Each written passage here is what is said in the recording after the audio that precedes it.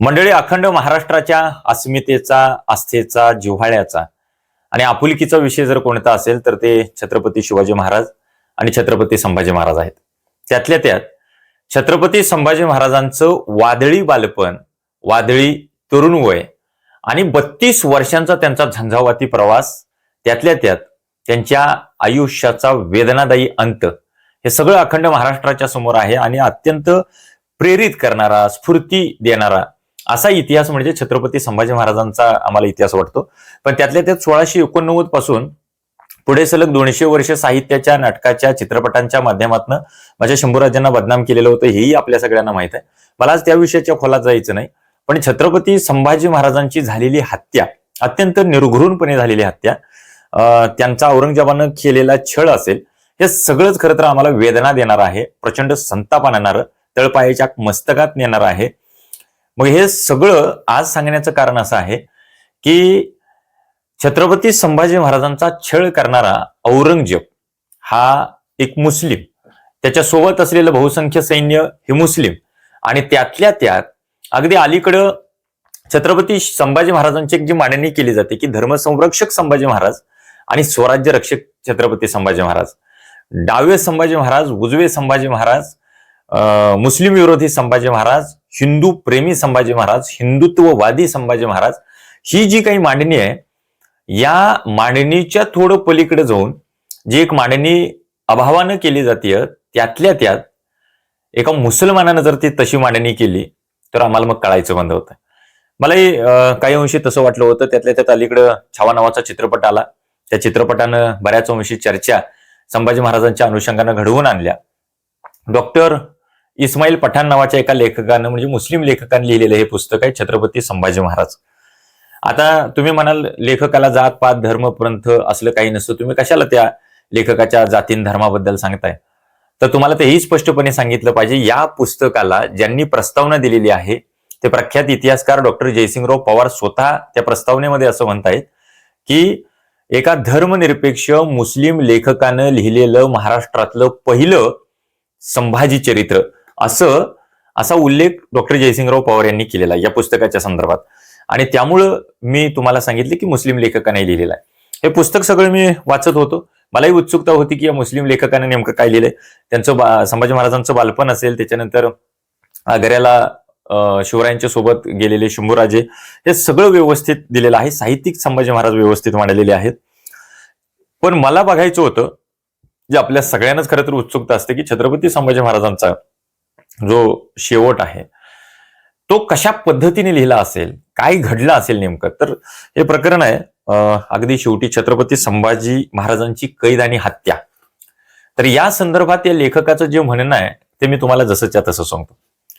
हा लेखक असं सांगतोय की औरंगजेब हा फार मोठा सम्राट होता, बरंचसं सैन्य त्याच्याकडे होतं, बरचसा खजिना त्याच्याकडे होता, आणि छोटी छोटी जी राज्य होती ती सगळी गिळंकृत करत तो निघाला होता. आणि साम्राज्य विस्ताराचं त्याचं जे धोरण होतं, त्या धोरणासाठी त्यानं स्वतःच्या बापालाही संपवले, स्वतःच्या सख्या भावांचा जीव घेतलेला आहे, स्वतःच्या पोरांच्या जीवावर तो उठलेला आहे, स्वतःच्या पोटच्या पोरगीलाही त्यानं तुरुंगामध्ये घातलेला आहे.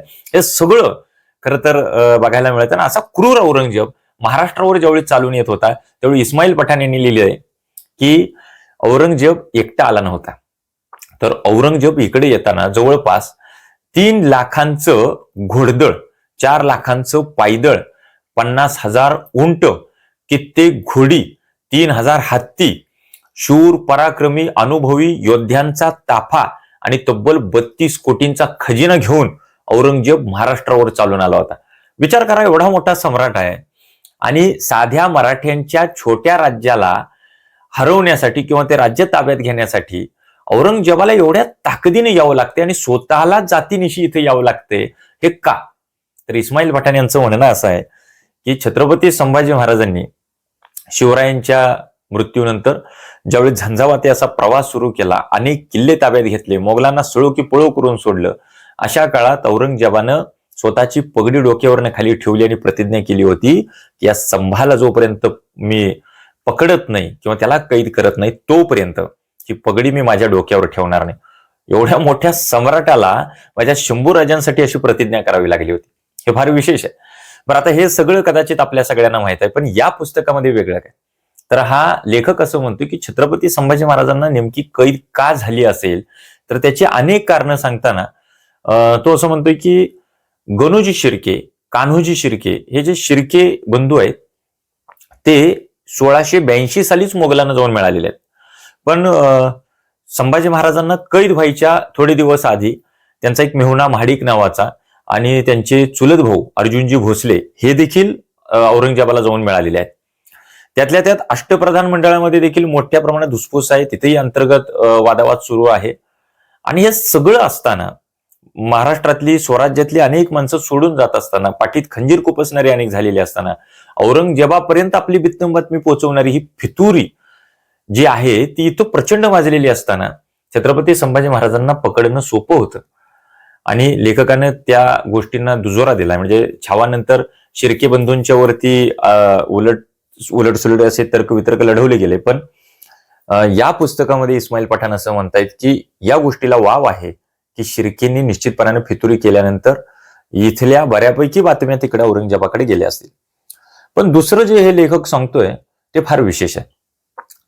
दुसरं कारण सांगत असताना इस्माईल पठाण यांनी सांगितलंय की डॉक्टर जयसिंगराव पवार जे लेखक आहेत, इतिहासकार आहेत, त्यांचा संदर्भ त्यांनी दिला.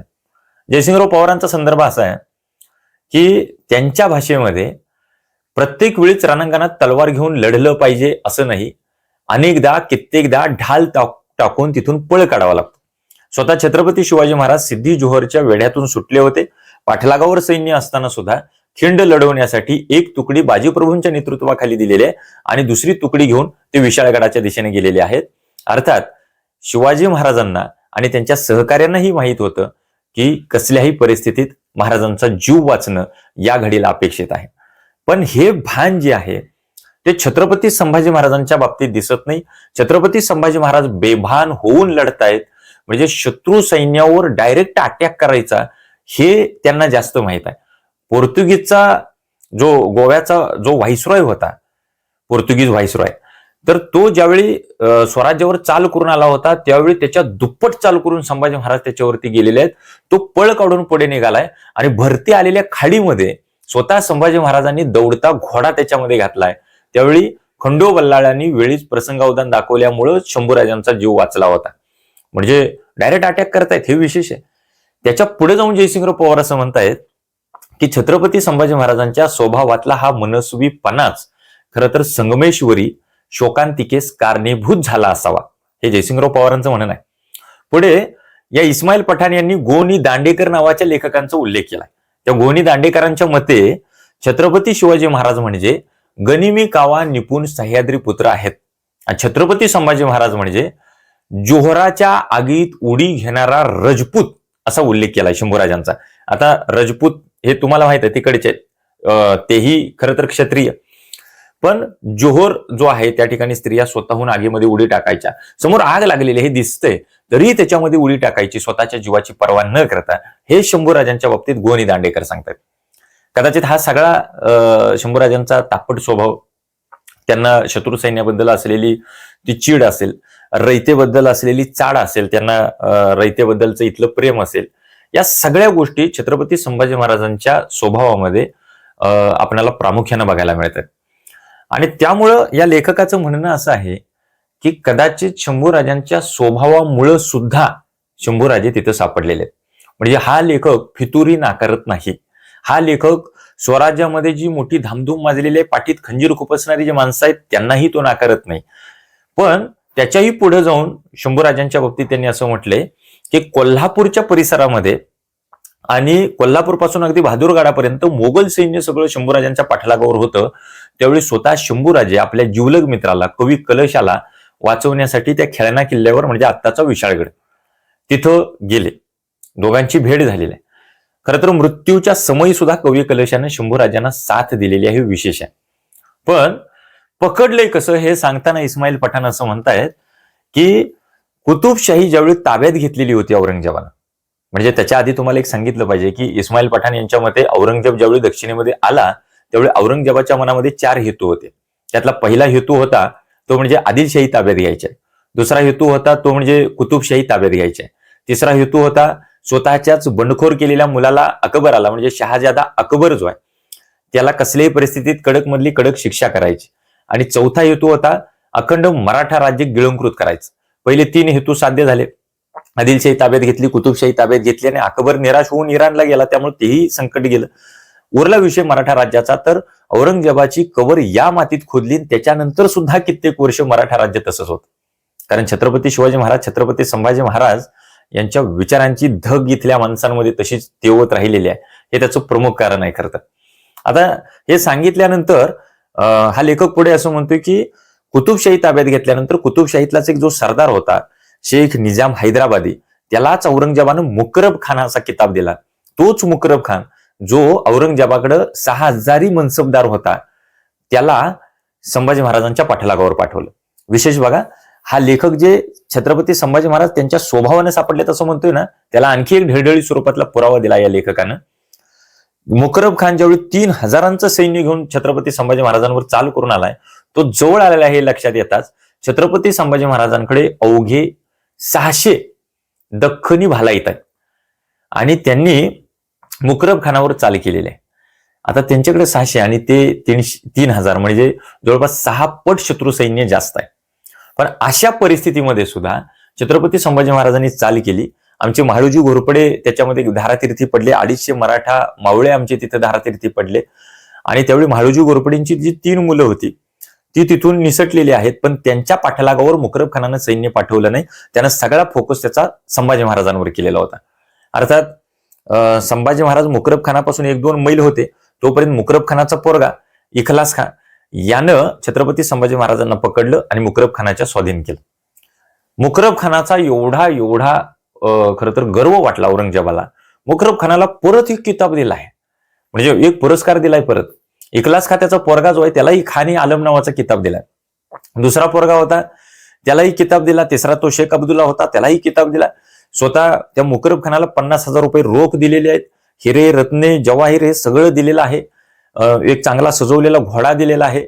शिवाय त्याची बढती केलेली आहे, त्याला 7,000 मनसबदारी दिलेली आहे. हे सगळं आतापर्यंत औरंगजेबानं कधीच कुठल्या स्वतःच्या सरदाराला दिलं नव्हतं असं इस्माईल पठाण सांगतात. पण छत्रपती संभाजी महाराजांना पकडल्यामुळे दिलं. याचा सरळ अर्थ असा की औरंगजेबानं छत्रपती संभाजी महाराज या नावाची किती धास्ती घेतली होती आपल्या लक्षात येत नाही.